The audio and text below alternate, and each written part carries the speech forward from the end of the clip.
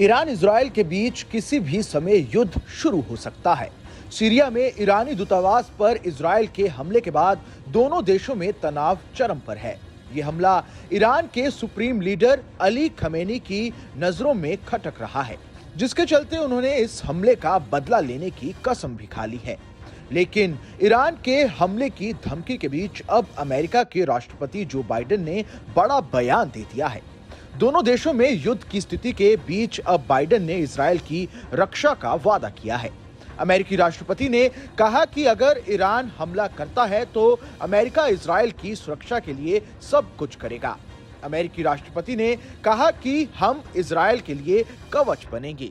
इससे पहले अयतुल्ला Ali Khamenei ने बुधवार यानी 10 अप्रैल को रमजान की समाप्ति पर एक संबोधन में कहा था कि दमिश्क में इजराइल का हमला हमारी जमीन पर हमले के समान था। ईरान के सरकारी टीवी प्रसारित संबोधन में खमेनी ने कहा, जब उन्होंने हमारे वाणिज्य दूतावास पर हमला किया तो ये ऐसा था जैसे उन्होंने हमारी जमीन पर हमला किया हो। जिन शैतानी ताकतों ने यह हमला किया है उन्हें सजा मिलनी चाहिए और जरूर मिलेगी।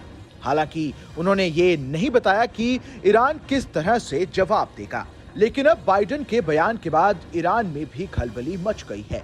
अगर जंग में अमेरिका उतरता है तो ईरान की मदद के लिए रूस भी सामने आ सकता है। ईरान और रूस सीरिया और इराक के संघर्षों में सैन्य सहयोगी रहे हैं और व्यापारिक भागीदार भी रहे हैं। रूसी संघ ईरान के हथियारों का मुख्य सप्लायर भी है।